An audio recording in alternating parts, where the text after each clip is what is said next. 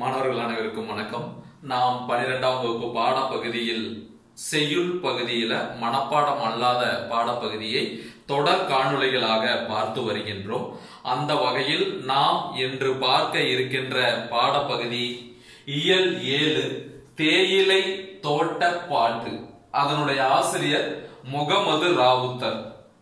இந்த நூல் குறிப்பு பார்த்தீங்கன்னா பாரத மக்களின் பரிதாப சிந்து என்ற தேயிலை தோட்ட பாட்டு என்னும் நூலிலிருந்து எடுத்தாளப்பட்டவை.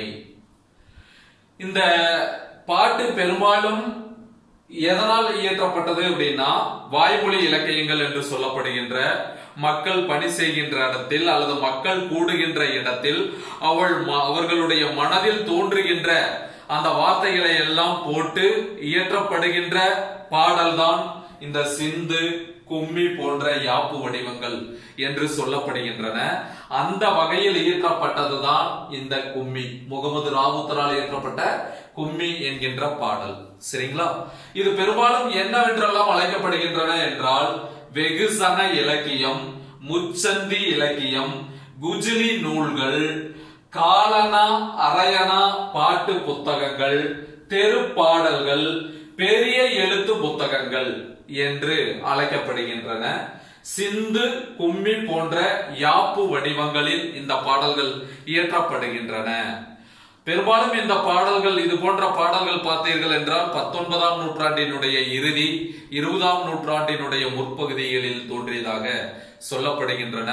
நம் இந்தியாவில் 19ஆம் நூற்றாண்டில் ஏற்பட்ட பஞ்சம், மிகப்பெரிய பஞ்சத்தின் காரணமாகவும் ஆங்கிலேயர்களுடைய வஞ்சகம் சூழ்ச்சியினாலையும் நம்முடைய இந்திய மக்கள் அடிமைப்படுத்தப்பட்டு அவர்கள் ஆங்கிலேயர்கள் தங்கி இருக்கின்ற இடத்திற்கு கரும்பு தோட்டத்தினுடைய வேலைகளுக்காகவும் தேயிலை தோட்டத்தில் வேலை செய்வதற்காகவும் நம்முடைய மக்களை அழைத்து சென்று பல துன்பங்களுக்கு ஆளாக்கினார்கள். அந்த செய்தியை தான் ஆசிரியர் இந்த பாடலில் மிக அழகாக சொல்லிட்டு வர்றாரு. நாம் அந்த கவிதையை தான், நாம் இந்த கும்மியை தான் நாம என்ன பண்ண போறோம், பார்க்க போறோம். சரிங்களா? பார்க்கலாம். ஆதியிலே நமது இந்திய தேசத்தில் ஆன பலவித கைத்தொழில்கள் மிக சாதனமாகவே ஓங்கி குடிகொண்டு சால சிறப்புடனே திகழ்ந்தே. ஆதின பழமை.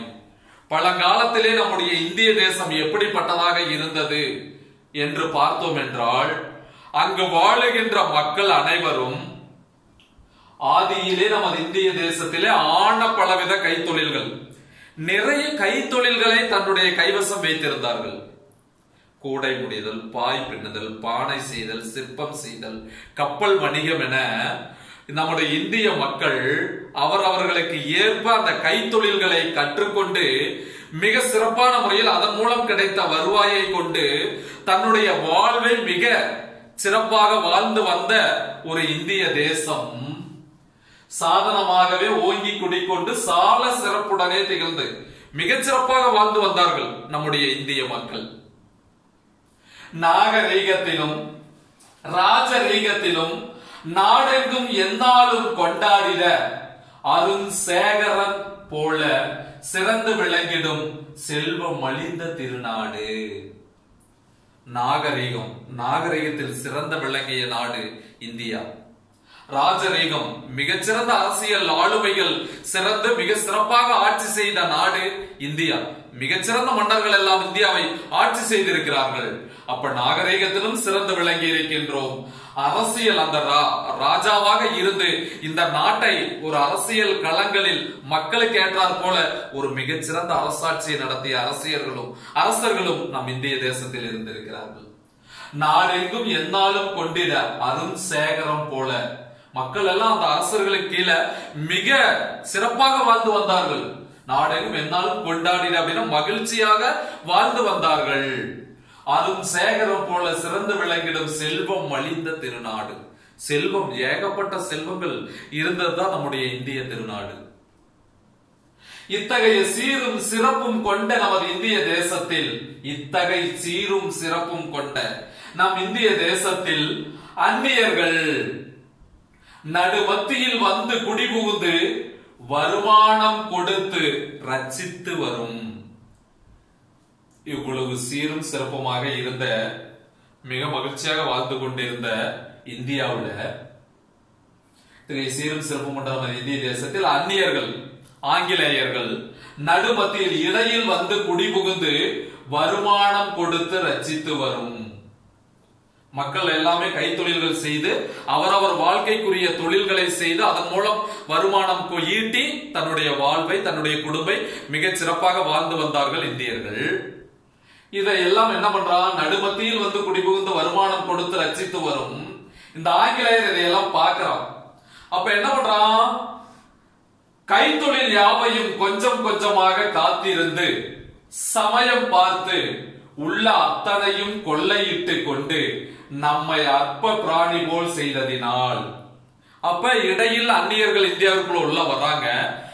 அப்ப இந்த மக்கள் எல்லாம் இவ்வாறு செல்வ செழிப்பாக வாழ்ந்து வருகிறார்களே எப்படின்னு தன்னுடைய அறிவுத்திறனுக்கு கொண்டு போறான். அப்ப இவர்களை எல்லாம் எப்படி தன் வசம் அடிமைப்படுத்துவது என்று யோசிக்கிறான். அப்ப இவர்கள் கைத்தொழில் வைத்திருக்கிறார்கள், அதன் மூலம் வருமானம் ஈட்டுகிறார்கள், தங்களுடைய வாழ்க்கை சிறப்பாக வாழ்கிறார்கள். அப்ப என்ன செய்ய வேண்டும், அவர்கள் தன் பக்கம் வர வேண்டும் என்றால் அந்த கைத்தொழில்களை எல்லாம் அழிக்க வேண்டும் என்கின்ற முடிவுக்கு வருகிறான். அடுத்து செல்வங்கள். இந்திய தேசமானது செல்வம் மிகுந்த ஒரு நாடு. அப்ப செல்வங்களை கொள்ளையடிக்க ஆரம்பித்தான். தன்னுடைய அதாவது வியாபாரம் செய்யும் நோக்கோடு வந்தவன் நம்ம எல்லாம் அடிமைப்படுத்தி ஆட்சி செய்து நம்மையே அடிமைப்படுத்திட்டான். இந்தியாவில் இருந்த செல்வங்களை எல்லாம் என்ன பண்ணிட்டான், கொள்ளையடிச்சுட்டு அவனுடைய தாய்நாட்டுக்கு கொண்டு போறான். செல்வங்கள் எல்லாம் கொள்ளையடிக்கப்படுகின்றன. நம்முடைய ஒற்றுமை இல்ல, மக்களிடையே ஒற்றுமை இல்ல, அரசர்களிடத்தும் ஒற்றுமை இல்லாதனாலதான் ஆங்கிலேயன் நம்ம எளிமையாக அடிமைப்படுத்தி ஆட்சி செய்து விட்டு போனான். அப்ப கைத்தொழில்களை எல்லாம் நசுக்குவதற்கு என்ன பண்ணான், அப்ப அவனுடைய நாடுகளில் உற்பத்தி செய்யப்பட்ட பொருள்களை எல்லாம் இறக்குமதி செய்தான். அவனுடைய நாடுகளிலிருந்து ஏற்றுமதி செய்து இறக்குமதி செய்து இந்தியாவில் வந்து விற்பனைக்கு கொண்டு வரான். அந்த கைத்தொழில் பொருளை கையால் முடைந்து உற்பத்தி செய்து விற்பனைக்கு கொண்டு வருவதற்கும் மிகப்பெரிய ஒரு பொருட்செலவு ஏற்பட்டது. அது விலை வந்து கொஞ்சம் அதிகமாக இருந்தது, கூடுதலாக இருந்தது. ஆனால் ஆங்கிலேயரால் கொண்டு வரப்பட்ட பொருள்கள் அனைத்தும் மிக குறைந்த விலையில் கொடுக்க ஆரம்பித்தான். அப்ப நாளடைவில் இந்திய தேசத்தில் இருந்த அந்த கைத்தொழில் வல்லுநர்கள் கொஞ்சம் கொஞ்சமாக பொருளாதாரத்தில் நலிவடைந்து அந்த தொழில் எல்லாம் கைவிட்டு விட்டார்கள். அப்ப அந்த தொழிலை விட்டுட்டு அவர்கள் வேறொரு தொழிலை நோக்கி, தன்னுடைய வாழ்வை நோக்கி செல்ல முற்பட்ட போதுதான் அந்த தொழில்களை அழித்தார்கள். அதான் சொல்றாங்க, கைத்தொழில் யாவையும் கொஞ்சம் கொஞ்சமாக காத்திருந்து சமயம் பார்த்து உள்ள அத்தனையும் கொள்ளையிட்டு கொண்டு, நம்முடைய செல்வங்களையும் கொள்ளையிட்டு கொண்டு நம்மை அற்ப பிராணி போல் செய்ததனால் ஒரு புழு போல நம்ம எல்லாம் நம்முடைய இந்திய தேசத்தில் வந்த மக்களை ஆக்கிவிட்டான் ஆங்கிலேயன்.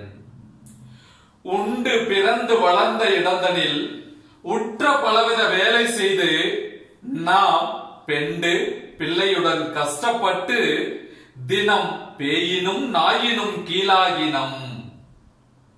உண்டு பிறந்த வளர்ந்த இடத்தில், நம்ம இந்த நாட்டில் உண்டு பிறந்து வளர்ந்த இடத்துல உற்ற பல வேலைகள் செய்து நம்முடைய பொண்டாட்டி பிள்ளைங்களோட என்ன பண்ண வச்சுட்டான், கஷ்டப்பட வச்சுட்டான். கைத்தொழிலையும் விட்டுட்டாங்க, வருமானம் இல்ல. அப்ப அடுத்தது என்ன பண்ணணும், ஏதோ கிடைக்கிற வேலையை நோக்கி போகணும், அவனை அண்டி பிழைக்க வேண்டிய ஒரு சூழலை உருவாக்குறான். அப்ப உண்டு பிறந்த வளர்ந்த இடத்தில், நான் பிறந்த இடத்துல, நான் வளர்ந்த இடத்துல என்ன பண்ண முடியல, நான் வேலை செஞ்சு வாழ்ந்த இடத்துல நான் என்னுடைய மனைவி பொண்டாட்டி பிள்ளைகளோடு கஷ்டப்பட்டு தினம் கஷ்டப்படுறேன். தினம் பேயினும் நாயினும் கீழாயினும், பேயை விட மோசமாக, நாயை விட மோசமான ஒரு வாழ்க்கை முறையை ஏற்படுத்தி உருவாக்கி விட்டவன் ஆங்கிலேயன். அப்ப அடுத்து அவன் என்ன பண்றான், வேலைக்கு வாரீரோ என்று சொல்லி பல வித்தாரமாகவே நோட்டீஸ் ஒட்டி நம்மை ஆளை கரும்பு போல் ஆட்டி குரங்காட்டும் அந்த கண்காணிகள் கூப்பிடவே. அப்ப இங்க வேலை இல்ல, வேலைக்கு போனாதான் பணம் வரும், பணம் வந்தாதான் நம்ம உணவு சாப்பிட முடியும், மேற்கொண்டு வாழ்வை நடத்த முடியும், குடும்பத்தை நடத்த முடியும். அப்ப என்ன பண்றது, அந்த ஊரில் இருந்த செல்வாக்கு மிக்க ஒரு சில நபர்கள் என்ன பண்றாங்க, அவர்கள் வந்து ஆங்கிலேயர்களுடைய கைக்கூலிகளாக செயல்பட்டார்கள்.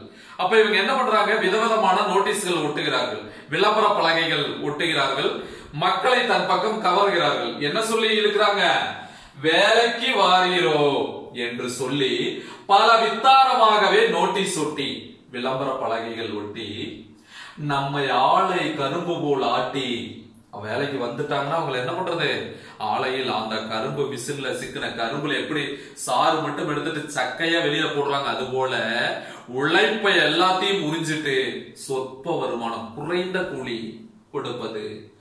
ஆளை கரும்பு போல் ஆட்டி குரங்காட்டும் அந்த கங்காணிகள் இல்லையா. கண்காணிகள் அப்படின்னா நீங்க தெரிஞ்சுக்கணும், கண்காணிகள்னா யாருன்னா கண்காணிப்பாளர்கள் அப்படின்னு சொல்லலாம். இவங்க என்ன பண்ணுவாங்க அப்படின்னா, இவங்க ஆங்கிலேயர்களுடைய கைக்கூலிகளாக செயல்பட்டவர்கள். இவர்கள் அந்த ஊரில் ஒரு பொருளாதாரத்தில் மேம்பட்டவர்களாக திகழ்ந்தவர்கள். இவர்கள் என்ன பண்ணுவாங்க, கொஞ்சம் கொஞ்சமா மக்களுக்கு பணம் கொடுப்பாங்க. அவர்களுடைய கஷ்டத்தை புரிந்து கொண்டு கடனுக்கு பணம் கொடுக்கிறது, இல்ல ஏதாவது ஒரு பணிக்கு கூட்டிட்டு போறது, இந்த மாதிரி செயல்களை எல்லாம் செய்து கொஞ்சம் கொஞ்சமாக அவர் அந்த பணிக்கு அந்த வாங்கின பணத்துக்கு வட்டி கொடுக்க முடியாம கடைசியில் அவர்கள் எடுத்து சரண் புகுவது. அப்ப அவர் என்ன பண்ணுவாரு, அவர் சொல்றதை இவங்க கேட்டாங்க.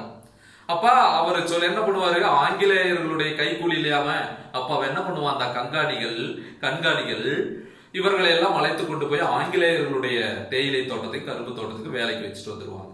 அவங்கதான் கண்காணிகள், கண்காணிப்பாளர்கள். அங்க கொண்டு போய் வச்சுட்டு அவங்களை கண்காணிச்சுட்டே இருப்பாங்க, வேலை செய்யறாங்களா இல்லையா, அவங்க கிட்ட பொய் கணக்கு எழுதுறது, இந்த மாதிரி அடுத்தடுத்த வரிகள் அதெல்லாம் வருகின்றன. இங்க பாருங்க, வேலைக்கு வாரீரோ என்று சொல்லி பல வித்தாரமாகவே நோட்டீஸ் ஒட்டி நம்மை ஆளை கரும்பு போல் ஆட்டி குரங்காட்டும் அந்த கண்காணிகள் கூப்பிடுறாங்க, வேலைக்கு வாங்க வாங்க வாங்க. அவங்க என்ன பண்ணிடுவாங்கன்னு சொல்றாரு, ஆளை கரும்பு போல் ஆட்டி உழைப்பை எல்லாம் உறிஞ்சிருவாங்க. குரங்க வித்தை காட்டுறவன்ட்ட குரங்கு என்ன பண்ண அடிபடிஞ்சு நடக்கும் இல்லையா, அது போல அவங்க சொல்றதா நம்ம கேட்டாகணும். அவங்க கிட்ட போயிட்டோம்னா கூப்பிடவே ஒன்றுக்கு 10 100,000 ஆகவே ஒவ்வொரு கூலி ஜனங்கள் மீதும் மிக தண்டு முண்டாய் கணக்கெழுதியவர் சாகும் வரைக்கும் தலை சுமையாய். அவங்க கிட்ட நீட்டி பணம் வாங்கிட்டோம்னு வைங்க, கடைசி வரைக்கும் அது தலை சுமைங்க. நீங்க என்னதான் சம்பாதிச்சு கொண்டே பணத்தை கட்டினீங்கனாலும் என்ன பண்ணிடுவாங்க, பொய் கணக்கு, தண்டு முண்டு பொய் கணக்கு எழுதி விடுவார்கள். பொய் கணக்கு எழுதி காலம் முழுவதும் அவனுக்கு அடிமையாக இருந்து உழைப்பை மட்டுமே கொடுக்கின்ற ஒரு நிலையை உருவாக்கி வைத்திருப்பவர்கள். அதான் பாருங்க, ஒன்றுக்கு 10 100,000 ஆகவே. ஒண்ணு வாங்கியிருந்தா 10 10 100 அப்படியே பல மடங்கு அந்த பொய் கணக்கு எழுதுறவங்க ஒவ்வொரு கூலி ஜனங்கள் மீதும் மிக தண்டு முண்டாய் தப்பு கணக்கு எழுதியவர்கள் சாகும் வரைக்கும் தலை சுமை. சாகுற வரைக்கும் கடனை கட்ட முடியாதுங்க, அப்படி பொய் கணக்கு எழுதுபவர்கள் தான் அந்த கண்காணிகள். பற்று வரவு குறிப்பு பேரேட்டினீர் பாக்கி இருக்கும்படி எழுதி. அந்த பற்று வரவர்களே அந்த கணக்கு எழுதுற நோட்டு இவங்க கொண்டு போய் கடனை கட்டினாலும் அந்த கொடுக்கிற பணத்துக்கு என்ன பண்ணிடுவாங்க, அந்த ஒரு 1000 ரூபாய் கொடுக்குறாங்கன்னா ஒரு 500 ரூபாய் எழுதுறது, இந்த மாதிரி. அப்ப பணத்தை வாங்கி கொண்டு பொய் கணக்கு எழுதுதல். ஏனென்றால் அவர்கள் எல்லாம் என்ன பண்ணது கிடையாது, படிப்பறிவு இல்லாதவர்கள், கல்வி அறிவு இல்ல. என்ன எழுதுறாங்க, எவ்வளவு வாங்குறாங்க, என்ன கணக்குங்கிறது அந்த கூலி மக்களுக்கு தெரியாது. அதை தனக்கு சாதகமாக பயன்படுத்தி கொண்டு அந்த கண்காணிகள் பொய் கணக்கு எழுதியவர்கள். பற்று வரவு குறிப்பு பேரேட்டினீர் பாக்கி இருக்கும்படி எழுதி அவர் சற்றும் தயவு இல்லாமலே கூலி ஜனங்களை கப்பலிலே ஏற்றி. அப்ப எல்லாம் எழுதி பணம் தர முடியாதவங்க எல்லாம் பணம் கொடுக்க வேண்டாம், என்ன பண்றது, கப்பலிலே ஏற்றி. எங்க ஆங்கிலேயர்கள் எங்க இருக்காங்களோ அங்க கப்பல்ல ஏற்றி கொண்டு போய் விடுறது. அடுத்தது கவனிங்க, எங்க கொண்டு போறாங்கன்னா அக்கரை தேசத்தின் லங்கை தீவுக்குள்ளே, ஸ்ரீலங்கா இலங்கை அந்தமான் தீவு போன்ற இடத்தில், அந்தமான் தீவு மிக சிக்கனமாகவே வெள்ளையர் தங்களின் தேயிலை தோட்டத்தில் சேர்த்திடுவார். அந்த கண்காணிகள் என்ன பண்ணிடுவாங்க, கப்பல்ல ஏத்தி கொண்டு போய் ஆங்கிலேயர்கள் எங்கு வாழ்ந்துட்டு இருக்கிறாங்க, மிக எளிமையாக வாழ்ந்து கொண்டிருக்கின்ற ஸ்ரீலங்காவில, இந்திய தேசத்தினுடைய அக்கறை தேசத்தில் ஸ்ரீலங்காவிலேயோ அந்தமான் தீவிலேயோ கொண்டு போய் அவர்களுடைய காடுகளில், அவர்களுடைய தோட்டத்தில், தேயிலை தோட்டத்திலேயோ கரும்பு தோட்டத்திலேயோ இவர்களை அடிமைகளாக கூலிக்கு வேலை செய்பவர்களாக அமர்த்தி விடுவார்கள். தேயிலை தோட்டத்தில் சேர்த்திடுவார். உண்ண உணவுக்கும் உள்ள செலவுக்கும் ஒவ்வொரு நாளும் அரிதாகி. உண்ண உணவு இருக்காதுங்க, செலவுக்கு பணம் இருக்காது, ஆனா வேலை செஞ்சுக்கிட்டே இருப்பாங்க. ஆனா என்ன பண்ண மாட்டாங்க, 3 வேளை உணவு தர மாட்டார்கள், அந்த உழைப்புக்கு ஏற்ற கூலி தர மாட்டார்கள். அரிதாகி சிறு மண்ணுளி பாம்பு போல் பெண்டு பிள்ளையுடன் வாழ்ந்து வருவதை காணீரோ. அந்த மண்ணுளி பாம்பு என்ன பண்ணும்னா அதுக்கான உணவு, மண்ணுளி பாம்பு மண்ணுக்குள்ளேயே தாங்க இருக்கும். அந்த மண்ணுக்குள்ளேயே இருந்து அதற்கான உணவை மண்ணுக்குள்ளேயே சாப்பிட்டு அது வாழ்ந்து வருங்க. அது போல இந்த மக்களை மண்ணுளி பாம்புகள் போல, மண்ணுளி பாம்பு போர் பெண்டு பிள்ளையுடன் தன்னுடைய மனைவி குழந்தைகளோடு வாழ்ந்து வருவதை காணீரோ?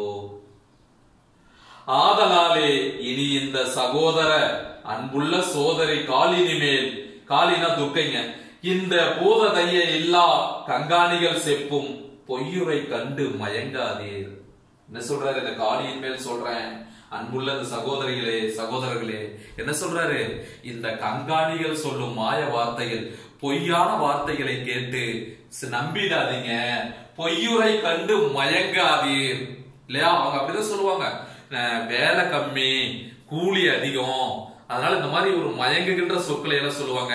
நீங்க நிறைய சம்பாதிக்கலாம், அந்த நாட்டுக்கு போனா ஆங்கிலேயர் நிறைய காசு தருவாங்க அப்படின்னு உங்களை பொய்யுரை சொல்லி உங்களை எல்லாம் என்ன பண்ணுவாங்க, கப்பலிலே ஏற்றி கொண்டு வந்து இறக்கி விட்டுட்டாங்கன்னா திரும்ப உன்னுடைய சொந்த ஊருக்கு நீ வர முடியாது.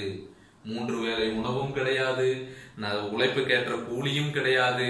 அதனால இந்த கங்காணிகள் சொல்லுகின்ற பேச்சை, அவர்களுடைய பேச்சை கண்டு மயங்காதீர்கள். இப்படி சென்ற அந்த தேயிலை தோட்டத்தில் இந்தியர் துன்பப்படுவதற்கு, இப்படியெல்லாம் போய் அந்த ஆங்கிலேயர்களுக்கு கீழே அந்த தேயிலை தோட்டத்தில் இந்தியர்கள் துன்பப்படுவதற்கு காரணம் என்ன?